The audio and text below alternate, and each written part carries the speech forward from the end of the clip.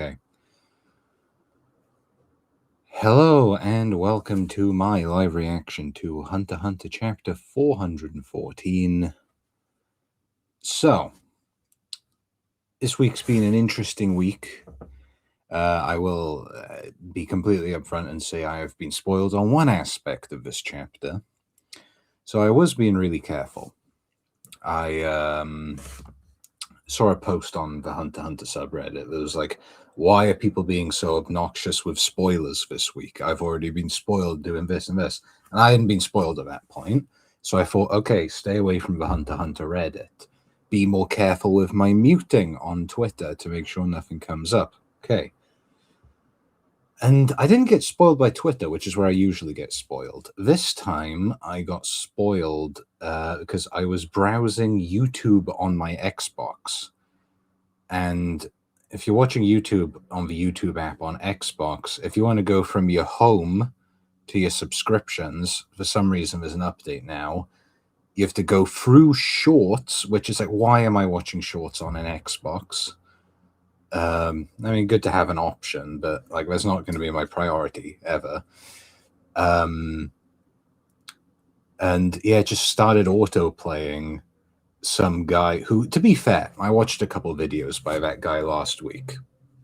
It's makes sense that he'd be there, and he's a Jujutsu Kaisen YouTuber. So it's like, firstly, I wasn't expecting Hunter x Hunter spoilers just because I watched a couple of his videos, and two, of course, I got spoiled from a Hunter x Hunter YouTuber sharing leaks. Of course. Even after the series is done, even after the spin-off is done, I am not free from being spoiled by the JJK fandom. But, yeah, I mean, I'm spoiled on one aspect of the chapter. And you know what? That's one page turn. And what, we're going to have like 19, 18, 20 pages this week. One page turn's been ruined. And yes, it would have been nice to record that, to have it on camera. But at the end of the day, there's 18 more page turns for me to enjoy. So let's get into it. Chapter 412. So, I guess I won't say it on the off chance someone's reading the chapter alongside the stream of this video. I know no one's doing that. But, I mean, I imagine if you've read the chapter, you have an idea of what I've been spoiled on. But I do wonder what the context of it is. Is that the focus of the chapter? Is it where we leave off? Is it just a cutaway like the last time we saw one of those characters? I did notice the Shonen Jump app gave me the notification, like, on this week on Hunter x Hunter, 2 characters make their return.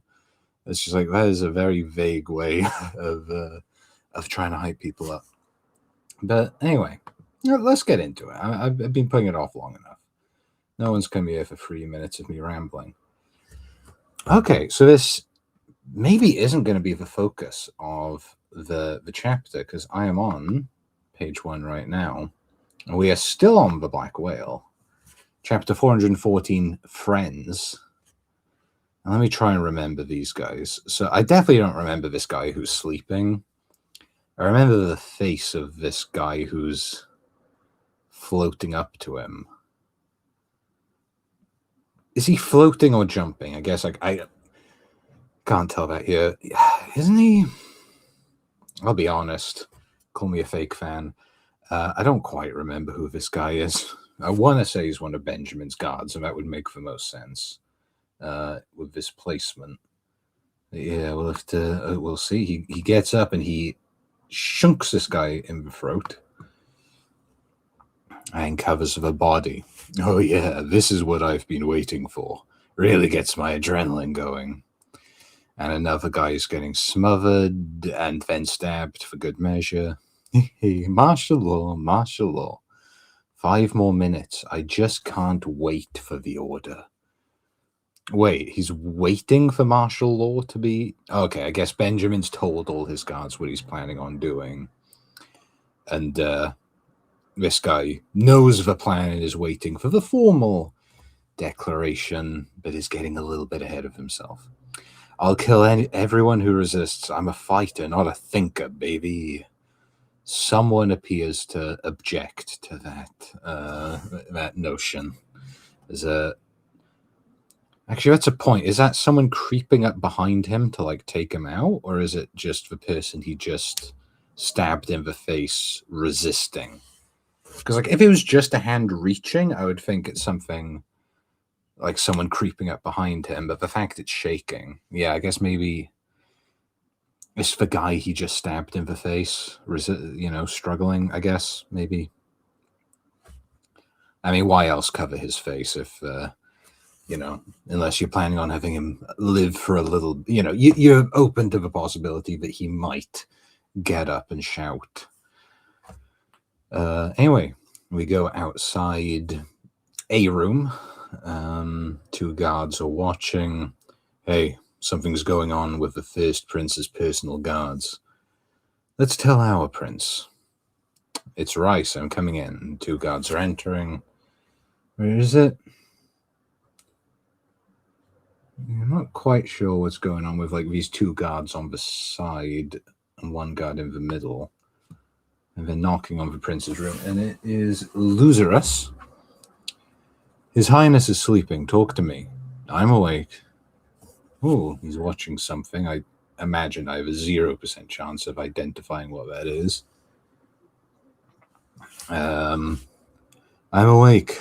Can you get me some water? I'm parched. 2 of the first prince's men are in front of room 1009 with machine guns. Something's going on in the dead 9th prince's room. It started. What? Special martial law. He's calling Hulkenberg's death a terrorist attack. Or he could make it look like Hulkenberg was behind the whole thing. Heads up, y'all. Don't resist. Put down your weapons where they can see him. They'll start shooting as soon as the order goes out. Yeah, I can't tell what they're watching here. Honestly, with how blurry it is, I'm not sure if it's like a traditional Japanese, like the first thing I saw in the first picture was like a guy in like a princely regalia. But then the second one looks like it's a bunch of people sitting at a bar. And then I looked back at the first one and I saw a guy pointing a gun. So I have no idea what that is. Stole Benjamin's guy. They won't mess with a hunter associate. Just freestyle some excuse. I think he's sleeping. If people are on the move out there before the order drops, they've already hit him up on wireless. Hurry, don't let him out of the break room. This is an order to all of you. All of y'all. To get rid of every bit of the stash in the bedroom. Throw it all in a pot and burn it now. Rice, come here. I thought we had a deal with the Justice Department. Once martial law hits, the military will control everything. They won't cut us slack. I like that we have to focus on this. Priority number 1, get rid of the contraband that's no longer legalized. If a ship becomes a military dictatorship, that's a funny way of putting it. They can throw the book at you for anything. What's the point of just do it? Prince's orders. And this guy is acting very surprised that this guy is bleeding from the face. Something tells me this guy's not going to be the best actor, though. Why'd you kill him? It was self-defense. He attacked first. Yeah, not. Yeah. Put down your weapon and explain what's going on. Depending on the circumstances, judicial review may be necessary. I don't have a problem putting it down. Weird. Who's checking whom? This does not strike me as the kind of guy who says whom. He looks up. And he's got this sort of aura face-off with as a hunter associate, right? I don't know his name. And then they're looking at room 1009. No response? If anyone is inside, it's treason as far as the royal military is concerned.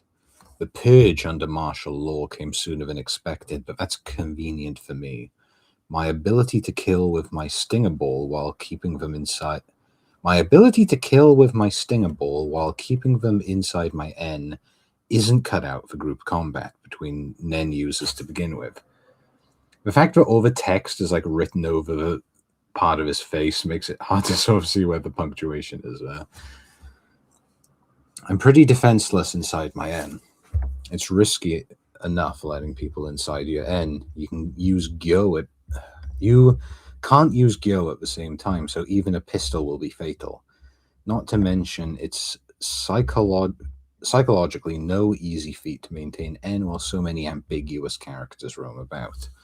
And we see one man targeted by physical attacks, Nen attacks, psychological pressure, and info from the five senses. But why do you cast the N, the riskier a clash with someone else becomes?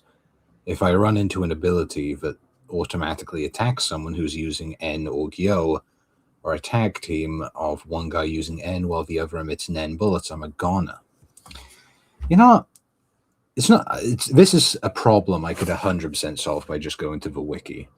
You know, I've never understood the difference between Gyo and Shu, I think it is. Like, I think we learned about in Greed Island. Because, like, the first time we see Gyo, it's focus it on your eyes, it makes your eyes stronger, you can see Nen that's being concealed with In.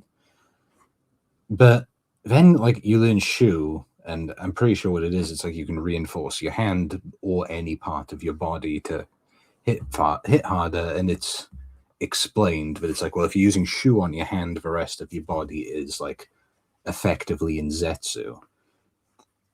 But then, like, since then, there have been times it's like, oh yeah, use Gyo on your hand or something. So I'm not sure I get the difference, or if Shu is just like a more extreme version of Gyo. But I mean, Gyo comes up a lot more in, I feel like, in dialogue since then. So yeah, maybe Gyo is just the more safe option. Where did I leave off? That Karapika guy is encouraging more of my rivals to become Nen users. It's becoming impossible to keep using Stinger Ball on the Queen's surreptitiously. I'll be honest, that's not a word I use or know, to be honest. So, you know, let's look up surreptitious.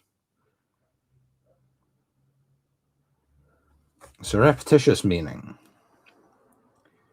done, made, or acquired by stealth. I did not know that. My ability would be most effective if a prince could be confirmed alone and under surveillance. But once the princes are held under martial law, it doesn't even have to be my ability anymore, meaning my ability is no longer needed in this succession battle. We're learning a lot about this random guy's Nen ability, and I do wonder if that just means that Benjamin's going to get access to it soon, meaning that this guy will quite anticlimactically lose his life. We go in when the order comes out. Roger. That's why they paired me with Chiamasi. Yusohi.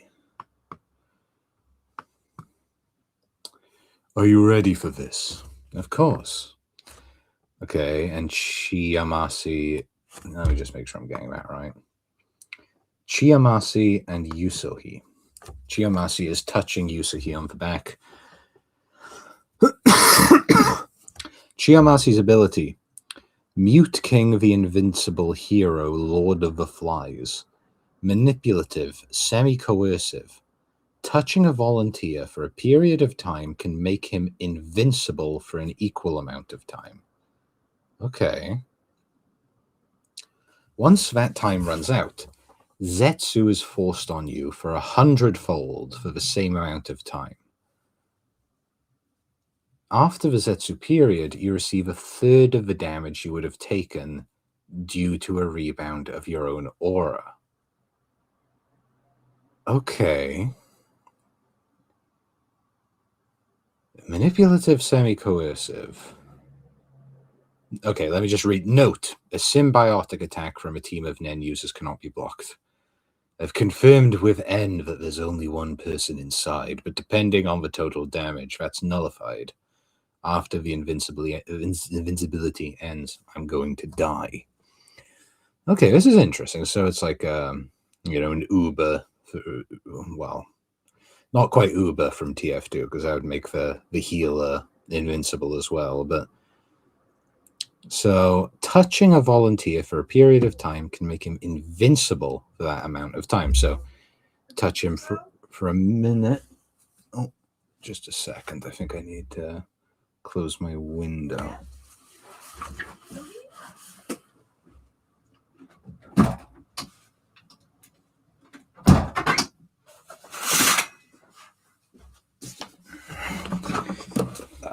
Yeah, I don't want any surprise guests.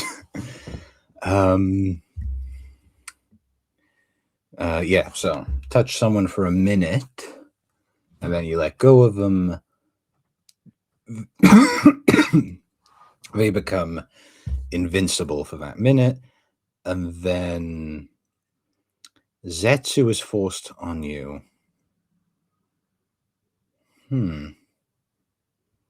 Well, forced on the user?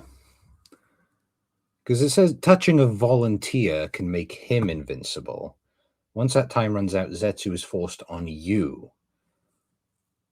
I mean, it might be a plural you, both of you. But, yeah. So you'd be Zetsu'd for 100 minutes, and then a third of the damage. So, you get shot 3 times, you're dead anyway. Yeah, I guess I do wonder. So what, what's his name? Yusohi. Sorry, Yushohi. So Yushohi, is he going to go into Zetsu? Wait, after the Zetsu, you receive a third of the damage. So Chiamasi will take the damage. It will go into Zetsu and take the damage. And what, Yusohi will be fine? I guess? Depending on the total damage is nullified. After the invincibility ends, I'm going to die. Okay. I can't tell if maybe the translation's a bit iffy or what, but I feel like it's definitely implying that Chiamasi will go into Zetsu and take the damage, while Yushohi should be fine, but Yushohi's saying he might die. Now, it could be the plural you, in which case the translation should really make that clear. But, yeah, that's quite unclear. But based off how it's presented and what Yushohi is saying, I'm going to presume that it is the target of the ability that goes into Zetsu and takes damage, and that we don't know what happens to Chiamasi. Anyway, we cut to room 1014. I noticed while 8th Prince Oito was passed out with Karapika, Oh, sorry. Okay, talking about Woble's mysterious identity. I noticed while 8th Queen Oito was passed out with Karapika, and I had to change his diaper. Yes, I was confused and upset, but looking at 14th Prince Woble, I mean, he's not the prince, but when I looked into the baby's face, I don't want to be rude, but none of it seemed to matter. My duty was to take care of the 2 of you, so I kept doing my job. But I'm worried about the real Prince Woble. I'm sure he's somewhere safe, but what's going to happen to her? I really can't say. It will depend on the last prince standing. If, as Karapika says, there's no resolution before we reach land, could the surviving princes all be saved? There are 2 major problems. First, Beyond's curse. If a requirement to activate it is to officially participate in the succession battle, Prince Woble won't be included. But in case participation in the Seed-In ritual activates it, it's quite possible. It's inconceivable for someone to complete the ritual yet not participate. Furthermore, since the prince was born recently, if they don't have enough time and the curse had to be activated once on board somehow, this baby could be cursed? Is that possible? Yes. In fact, I felt something like a Nen fluctuation. For a second, I thought I was going to say something like a curse, and then that tickled my brain. What? Something like a curse? What's that from? Something like a curse. Oh, Gachiakuta. Yeah, that's the name of a chapter or and an episode. Yeah, early on. Yeah, my brain auto-filled that line. I was just like, wait a minute, that's not Hunter x Hunter, that's something else. In fact, I felt something like a Nen fluctuation close to the prince shortly after we came to our quarters. I was turned away, and it was just for a moment. I have no way to find out what it is now. An unidentified assassin's Nen, or it could have belonged to the first prince's men. As for activation conditions, we can only ask Beyond himself. It's possible I could absorb Beyond's ability with my chain to find out. That would be something I'd love to see him try. But it's probably very difficult to fulfill the conditions to activate the curse. If I remain unable to clear the hurdle, I'll die. That's suicide, yes. The most realistic thing to do is to negotiate terms with Beyond. But Kakin will never let him free, and Beyond himself won't want to leave. They have a mutual interest in him staying put until we reach our destination. Yes, it's doubtful he'd admit that curse is doing... It is his doing either. Karapika, I'm sure you're aware. I am a bit tired. This heat wave is slowly draining away at my focus, getting just a little bit less sleep every night, and it's slowly piling up on me. But yeah, today's a lot cooler, so I'm hoping I can have a good night's sleep tonight. I'm sure you're aware, but there's one condition that's a sure thing. The Hunter Association giving him a pardon? Exactly. Beyond will take the bait. Out of a question. It was Chairman Netero's last order. His order was to bring back a solution to the calamities. It could be a win-win if we play it right. No, there's the contract with the Five. We can't involve the entire Hunter Association. Let me just sort of read over that again, make sure I've absorbed it. I'm sure you're aware, but there's one condition that's a sure thing. So what? The idea that if they give him a pardon, that he might admit the curse is his doing. He'll take the bait.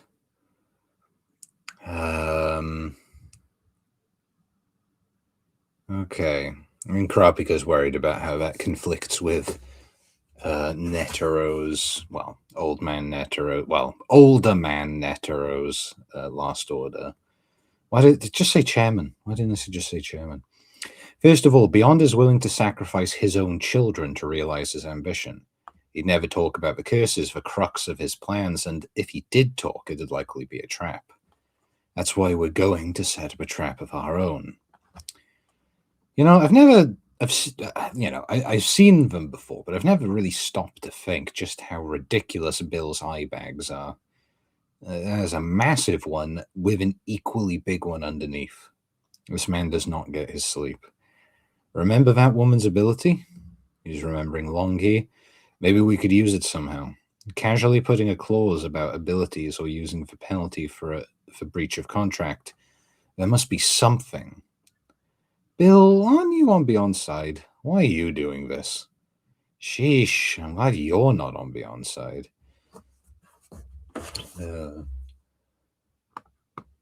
What does he have to... Oh, he has a lot to say. Oh, the good old Hunter x Hunter page turn. I don't have commitment or a deep connection to do what he says, after learning what he's done and what he plans to do. Sure, you're the type to stick to your guns once you commit yourself. A lot of villains are like that. Fantastic. Doesn't make me want to hang out with them outside of work. Somehow I don't think that's a compliment. My goal has shifted completely to protecting the Queen and Prince, but I'm a little ambivalent, and I have my own desires as well. Our people get priority. But isn't there a way to just stop the whole succession battle? I think the Hunter Association will get on board with undermining the succession battle. None of the associates want continued bloodshed. The ones who fear it collapsing and losing the protection of the spirit beasts are the current king and the diehards who want to be the heir to his power. Beyond and the high... Oh, sorry. Was that a comma? The ones who fear it collapsing and losing the protection of the spirit beasts are the current king and the diehards who want to be the heir to his power. Okay. I don't know why. I'm not able to zoom in anymore. I used to be able to zoom in on my laptop, but it's not letting me do that now. The king and the diehards who want to be the heir to his power, Beyond and the high-ranking princes. The Hunter Association banding together to block Beyond's curse, weakening the Karkin dynasty and installing the cleaner princes for new management is a good idea. V5 will go for it under the pretext of saving the princes who are hostages of the curse. Releasing Beyond is fine as long as it's not permanent. Get him later on another charge. Dealing with the curse now is a top priority, right? I know more about Beyond than you, so hear me out. I love this extremely detailed Beyond panel looming over the significantly less detailed Bill panel. I kind of, if I can, there is no excuse for making that the thumbnail for this week's video, but I wish I could. You know, maybe I'll find a way to put it in. He's capable, confident, and a man-child who loves strategy games. He'll take a challenge and won't refuse a game of cat and mouse. For some reason that reminded me of Iskandar from Fate Zero. He'll talk about the curse because it's essential to his plan. He wants to talk about it. This annoying confidence is rooted in his elaborate scheme. That's why the Hunter Association should bring a stop to this succession battle. Oito seems to have something to say. There's a second problem still. Oh, pardon me. The second problem is that you yourself don't know where Prince Woble is. I don't know what kind of arrangement you made when you made the swap, but you figured she would be safer if you didn't know. Is that correct? Yes. If you have no idea, that means we can't refute the possibility that she's actually aboard the ship. But surely that can't be possible. How do we prove that to the military? The First Prince clearly hasn't abandoned that possibility. They'll be investigating on their own. Oh, there's a brutal page 10. I don't know if I'm going to be able to absorb all this. There's been a spate. And you know what? I'm going to guess spate means cluster or spree. That's another word I should look up because I am an aspiring writer and want to learn any new words I should know. Spate. A large number or amount. A strong or sudden outburst, yeah. There's been a spate of murders in the lower tiers, so they're cracking down. They're probably rechecking IDs against passenger data. Yes, I've asked Pion to verify all passengers under 2 years of age. Since I haven't heard back, there's officially no hits. I'll have them recheck with a higher age. There could have been false reporting. If we don't find her, she's not on board, so we can't prove she's not participating, right? No, the doubt will always remain. Oh no. Hey, Karapika, you don't have to be so blunt. There's no point in sugarcoating it, and it's actually better this way. Huh? Since the baby swap was planned, the military will act according to what is most detrimental to them. Since the baby swap was planned, the military will act according to what's most detrimental to them. So assume the worst case scenario. In this case, Prince Woble is still eligible and is somewhere on board this ship. Until that is completely refuted, they'll have to strategize for it. The best we could hope for is complete refutation. The best we could hope for complete refutation is first. The best we could hope. Okay, I see. The best we could hope for complete refutation is first, the king officially declares Prince Woble ineligible, or second, Prince Woble is proven to not be on board. Not being discovered does not count as proof. With the second option, we'd have to prove that everyone who leaves the ship during the battle loses eligibility. Second option, we'd have to prove that everyone who leaves the ship during the battle loses eligibility. I wonder if Kacho could add into that somehow. If we could somehow prove that Kacho is alive in Karkin, or wherever the boat took off from, then that would be, I mean, well, they can prove that they have a teleportation ability, maybe. I don't know if they could probably work that out somehow. Prove that Fugetsu can teleport people. Prove, in air quotation marks, that Kacho is alive through, having her answer questions only she would know on the other side. And then they could prove that someone who leaves can still be alive. And that, because Kacho is officially dead and maybe Nasubi can reveal that yes, her part of the chamber of soul sucking, is lit up.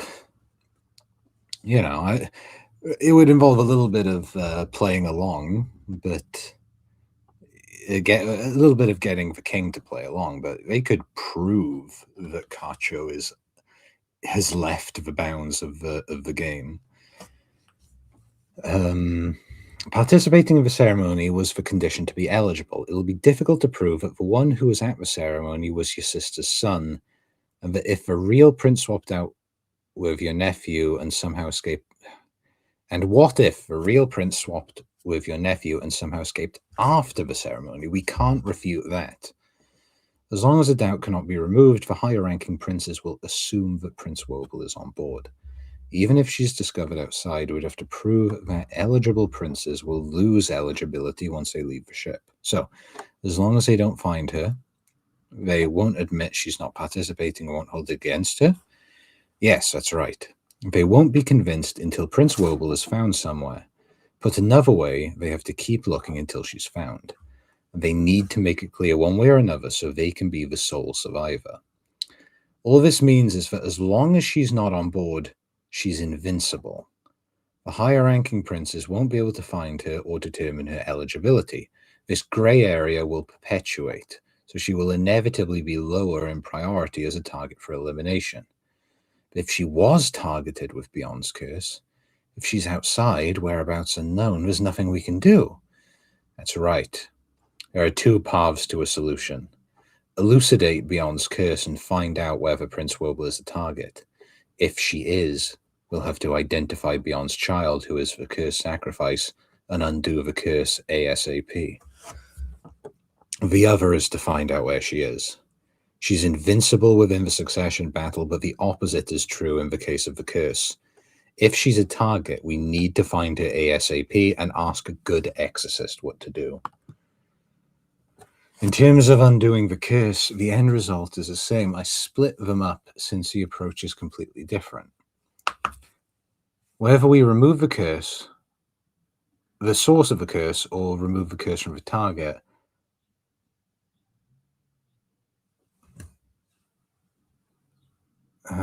we don't have... Is there weird punctuation going on? It's really annoying that I can't zoom in. Because these look like full stops to me, but I feel like one of these has to be a comma. Yeah, is that top one a comma?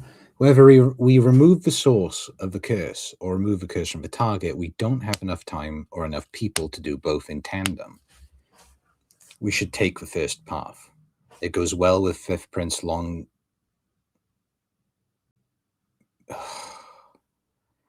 Have they got a different translator to this week? I'm just going back to the beginning because a lot of this has felt a bit iffy. Yeah, God, I feel it must have been like 20 minutes ago or more that I was reading about Lord of the Flies, just scrolling back through the chapter. We got a different translator. Lillian also. That's who usually does it, and I don't usually have any problems. But yeah, maybe it's punctuation being weird because I can't zoom in and every full stop looks like a comma, or every comma looks like a full stop. But I mean, Fifth Prince Longi is something that should not make it into an official translation. I mean, maybe Togashi made a mistake. You're throwing enough names around, you could make that mistake.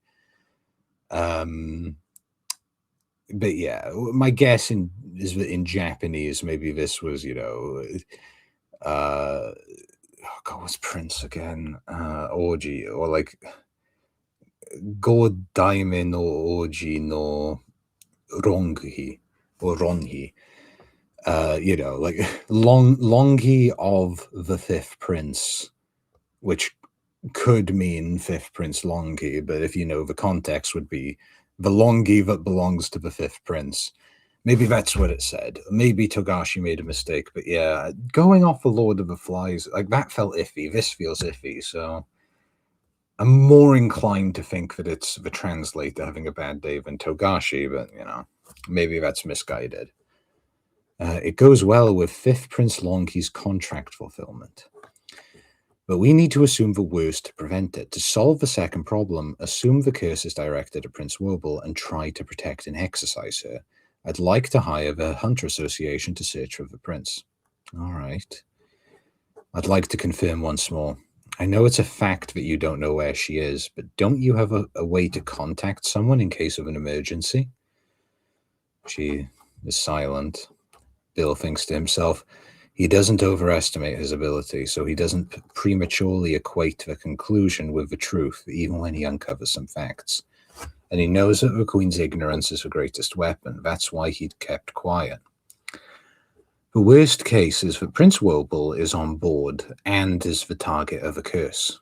If we can find where she is, we can get the help of hunters back home. I can see how we're leading into this the thing I'm spoiled on, which I still can't believe is in this chapter because I've been on it for so long. Could you tell me? Until I found out about the curse, the worst case was that they'd find her after the new king was chosen and she'd be killed along with the rest of her family. Prince Kacho proved that leaving the battle is a felony punishable by death. As Kurapika says, my admission could be a strategy to survive a succession battle, so there's no punishment. But the moment her ineligibility is proven, we will be criminals. Our hope was that Prince Hulkenberg would survive and become king, but now I have to trust in the limitations of a succession battle and pray that she's not cursed. If the Hunter Association can protect us, there are lots of hunters with different standpoints. They can be of help, but I can't say you should trust all of them. But I can say this with certainty. I promise I have friends I can trust more than myself. Well, I swear on my life, they will protect the prince. Oh, and here we see them. Okay, well, that would have been such... Oh, I wish I hadn't been spoiled. I've made it so that YouTube channel... luckily, you can, you know, hold on a YouTube channel on the Xbox app and say, don't recommend me this channel anymore. And I hope I never see that channel again, because I would have loved maybe knowing where this chapter was going before the end. But yeah. I wish I could zoom in to focus on them. But yeah, Kurapika has these two friends he can trust more than himself. And that, you know, it's self-diminishing, but, you know, that's Kurapika. But it's great to hear. They will protect the prince. And we see Gon. This looks like Whale Island to me, but I can't say I remember it well enough to be sure of that fact. And we have a girl behind him. And that obviously wouldn't be the prince. Wouldn't be Woble. It's Woble, but Gon somehow convinced Woble to do an end pact that ages them. Woble-san? No. But yeah, great to see Gon again. Killua's there with Aluka. Yeah, and they're just sort of in a town. So when I heard they were back, I wasn't sure if they'd be together. You know, I thought either we're getting a POV change or we're seeing them. I figured they'd be together, but seemingly, considering how different the skies look in their two respective scenes, I'm guessing they're nowhere near each other. A relative of my mother's side works at a post office in Yamato. Send a coded letter there without a return address. We'll intercept it and fill in the return address, and then send it to Kakin COD or Kakin COD, I don't know what that is, as unable to deliver due to unknown address. Since it was never delivered, there won't be a record of it. Using that loophole, and she'll tell her what to do. Time left until the end of the Succession War, 49 days. Okay. So there's a lot to process in this chapter. And a lot that I just, I guess we'll see what Lord of the Flies does another time. But yeah, I guess I'll just sort of focus on the ending here, because I mean, that's, to be honest, the most exciting, the most interesting part of the chapter, I would say. So yeah, I wonder if this is just addressing something that needs to be addressed. Togashi doesn't plan on giving us intimate details on what's happening with the real Woble. It's just something the characters need to be certain about. Therefore, the reader needs to be told why they're certain. And the reason is Kurapika trusts Gon and Killua. And, this might be the last we see of them, is the thing. I'm not going to take this as a confirmation that they're back. I'm just going to go with the assumption that how are we supposed to feel confident that Woble is safe? Well, Kurapika's put Gon and Killua on it. Wherever Woble is, one of them will be able to find her and keep her safe. Great. Now we don't need to spend the rest of the arc wondering if Woble's safe. Sort out the Exorcist. Aluka would be able to sort it. Gon could... Oh. How many Exorcists have we encountered again?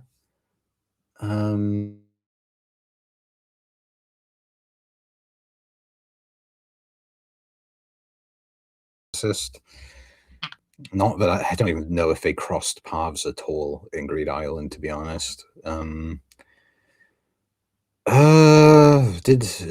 the Chimera Ant who gets pregnant with curses still alive? I don't remember her dying, so maybe she can do it. I feel like I remember her being with Colt and Reyna near the end of the arc. But yeah, I'm gonna. I hope. How long will it take us if we go on a Woble bodyguard side quest with Gon and Killua? Thing is that sounds really fun. I'd like to see it. I just don't know if it's something Togashi wants to invest in when we've already got so much to do in this arc, and we have a flash forward we need to get to. Like, imagine if last batch of chapters ended with a flash forward, and through this entire batch of chapters, we don't even get back to that. Imagine that we make negative chronological progress in this batch of chapters. That's not going to happen. I think next chapter is going to be a big Benjamin chapter, and we're going to see about this martial law and this killing spree. Yeah. Okay. One thing I want to remind myself on, and before I finish this, and I can't believe how long this stream's gone on for just one chapter. What was the deal with Loserus? Obviously, they're burning the contraband. I can't believe the Lord of the Flies was after Loserus.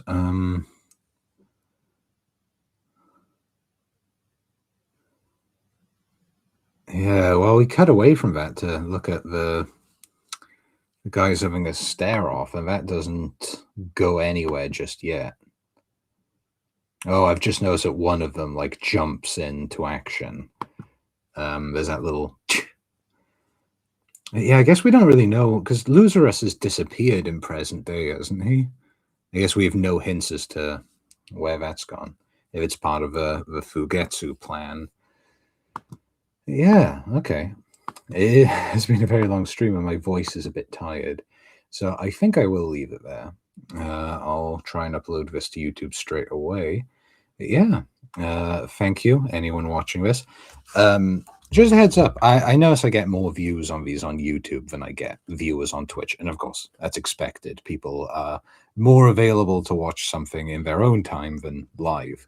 But yeah, it'd be, if there's some way, if anyone's able to just sort of pop into the stream, it's nice to, maybe get told about things I've missed or things that other people find interesting. It's always great to have discussion, and yeah. So if you're watching this on YouTube, come check out the Twitch. It's the same username, Webmantis. So yeah, but that will be the end of this stream. I will see everyone again tomorrow for, not tomorrow, next week for, I guess, One Piece will be back, and Hunter x Hunter, and we still await the return of Kagurabachi, but hey, we're sated for now. I definitely, when I first started streaming, I did not think, oh yeah, there's going to be 1 week where there's no Kagurabachi and no One Piece, and also Hunter x Hunter's back. This isn't something I expected to happen. But yeah, that'll be it. So I'll see you all next week. Goodbye.